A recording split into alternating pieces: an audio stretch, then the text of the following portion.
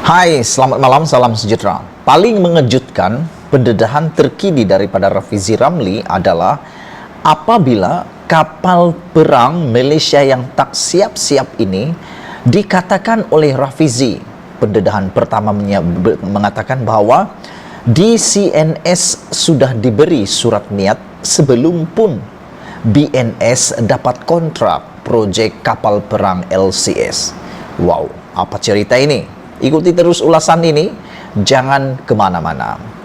Seperti yang Rafizi telah janjikan, beliau kata dalam 1 bulan Ogos ini, beliau akan dedahkan skandal 9 bilion melibatkan kapal perang Malaysia LCS yang tak siap-siap lagi. Projek ini sudah bermula sejak tahun 2011 lagi. Namun, menurut Rafizi, isu skandal ini menyerupai skandal 1MDB. Aku amat tertarik, aku amat teruja untuk mengetahui apalagikah yang tersembunyi di sebalik kapal perang yang tak siap-siap ini. Sehingga menurut Rafizi, ada juga yang dia mau dedahkan, terdapat syarikat-syarikat palsu yang digunakan untuk melarikan wang negara, kata Rafizi. Itulah pendedahan yang aku tunggu-tunggu selama ini, yang beliau kata dia akan bongkar selama sebulan ini. Inilah yang aku tunggu-tunggu. Setiap hari kita tunggu. Tapi hari ini aku sajikan kepada kamu semua pendedahan pertama oleh Rafizi Ramli tentang isu kapal perang yang tak siap-siap ini. Pendedahan pertama ini amatlah mengejutkan apabila menurut Rafizi Ramli, kapal perang atau DCNS sudah diberi surat niat sebelum pun BNS dapat kontrak projek kapal perang LCS. Apa cerita bosku? Apa cerita bosku? Sebahagian besar dari masalah-masalah yang menyebabkan penyelewengan dan kelewatan projek kapal perang LCS berpunca daripada 2 keputusan utama. Pertama, penukaran reka bentuk kapal dari kelas Sigma yang dipilih oleh TLDM kepada kelas Go Wine yang ditolak TLDM tetapi diluluskan oleh Menteri Pertahanan. Yang menjadi persoalan sekarang, siapakah Menteri Pertahanan pada waktu itu? Tidak lain tidak bukan Zahid Hamidi. Namun Zahid Hamidi memberikan penafian beliau terlibat di dalam perkara tersebut. Yang menghairankan, menurut pendedahan pertama ini, penukaran reka bentuk kapal daripada Sigma kepada Go Wine adalah menjadi faktor utama lambatnya kapal ini selesai. Kerana sebenarnya yang dikehendaki oleh TLDM ialah kelas Sigma. Namun yang diluluskan oleh Menteri Pertahanan pula adalah kelas Go Wine. Selain daripada itu, kedua, pelantikan kontraktor dan perincian kontrak berat sebelah yang merugikan negara dan TLDM. Inilah yang paling menyakitkan hati, yang menyakitkan kepala kita sebagai netizen dan rakyat Malaysia. Ialah uang yang digunakan itu bukan uang yang dapat percuma. Ianya diperoleh daripada cukai para penduduk atau netizen yang ada di Malaysia. Namun menurut Rafizi, pelantikan kontrak dan perincian kontrak berat sebelah yang mana terang-terangan merugikan negara dan TLDM. Isu penukaran reka bentuk dari kapal Sigma kepada Go Wine menjadi tumpuan siasatan jawatan kuasa kira-kira awam negara, iaitu PAC. Prosiding PAC menunjukkan Menteri Pertahanan pada ketika itu, iaitu Datuk Seri Ahmad Zahid Hamidi. Presiden UMNO sekarang juga pada mulanya bersetuju, iaitu pada 26 Mei 2011 dengan pilihan TLDM untuk menggunakan reka bentuk Sigma. Namun yang menjadi persoalan ialah akan tetapi 2 bulan selepas itu, yaitu pada 11 Julai 2011, Menteri Pertahanan menukar keputusan itu dan bersetuju dengan cadangan BNS, kontraktor utama kapal perang LCS, untuk menggunakan reka bentuk Gowine pula. Kenapa berubah pertukaran pikiran, berubah keputusan ini dalam begitu cepat, 2 bulan saja berubah? Apa pentingnya? Apa pentingnya pertukaran reka bentuk dari jenis Sigma kepada Gowine ini? Ikuti terus ulasan ini karena Anda tak akan rugi mengetahui isu dan pendedahan ini. TLDM memilih Sigma demi keperluan dan kehendak pertahanan negara kerana kelas Sigma dinilai sebagai lebih baik dan lebih moden berbanding kelas Gowine. Apabila Zahid Hamidi menukar reka bentuk kepada kelas Gowine, ini bermakna keupayaan pertahanan laut tidak akan menepati kehendak dan perancangan TLDM. Lebih penting lagi, reka bentuk Sigma dan Gowine melibatkan subkontraktor yang berbeza. Reka bentuk Sigma jika dipilih melibatkan kepakaran pembinaan kapal dari Belanda, berbanding reka bentuk Gowine yang melibatkan kepakaran dari Perancis.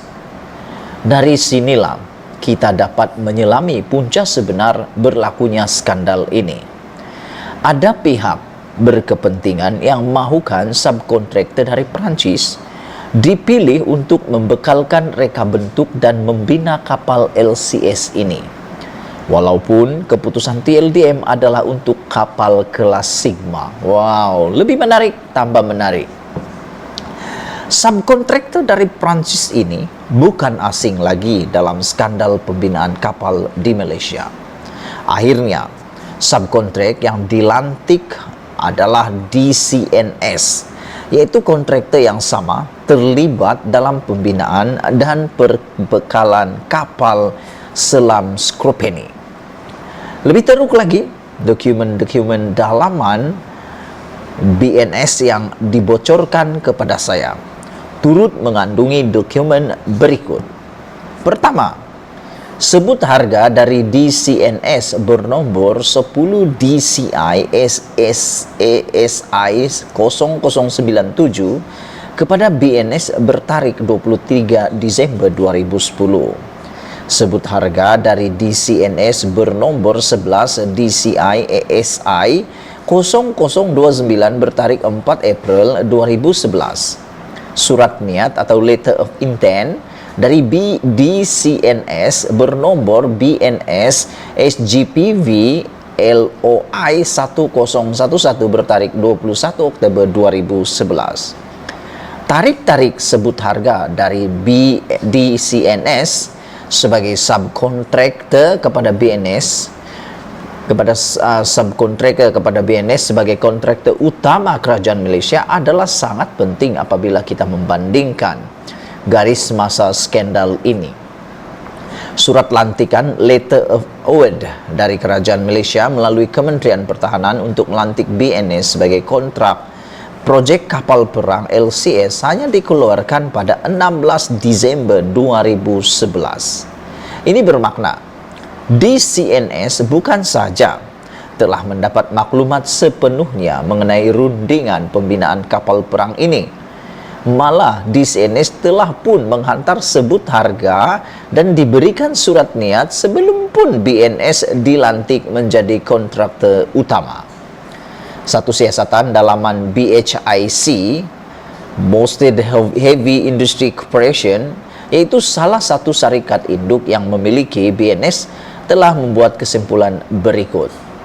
Adalah luar biasa apabila BNS sudah pun ada sebut harga dari DCNS bertarikh 23 Desember 2010 sebelum pun surat lantikan dikeluarkan oleh Kerajaan Malaysia kepada BNS. Ini menunjukkan kontrak ini telah dimuktamadkan lebih awal di antara vendor DCNS dengan pihak-pihak berkepentingan di BHIC BNS yang berkuasa membuat keputusan.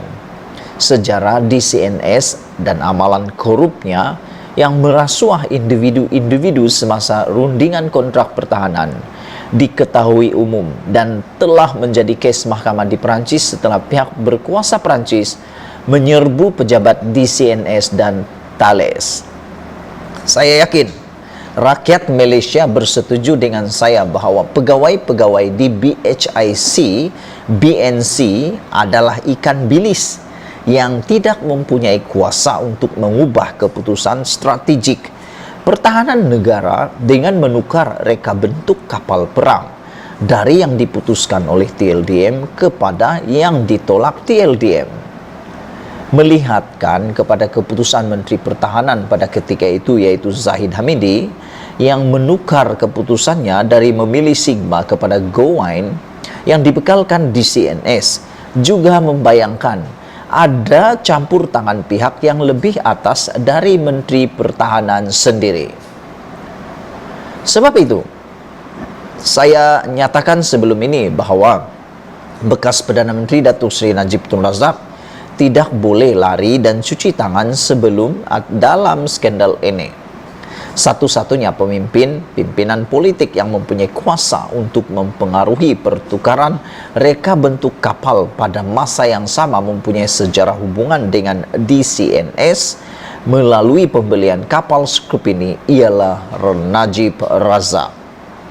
Pertama, beliau lebih berkuasa dari Menteri Pertahanan pada ketika itu untuk mempengaruhi keputusan menukar reka bentuk kapal agar subkontraktor dari Perancis yaitu DCNS dipilih. Kedua, beliau mempunyai rekod pribadi yang memilih DCNS dan rakan sekutu DCNS yaitu Thales untuk projek-projek besar negara. Selain daripada itu, projek kapal selam Scrupeni dan kapal LCS Thales juga mencetuskan kontroversi dalam tahun 2012 apabila terbabit dalam skandal anugerah projek LRT kepada George Ken, sebuah syarikat pembuat pipe yang tidak ada pengalaman membina LRT. Saya telah mendedahkan skandal ini pada tahun 2012 dan Anda boleh baca di sini, yaitu di laman Rafizi Ramli. Saya menunggu bagaimana Najib Razak akan menjawab persoalan-persoalan ini.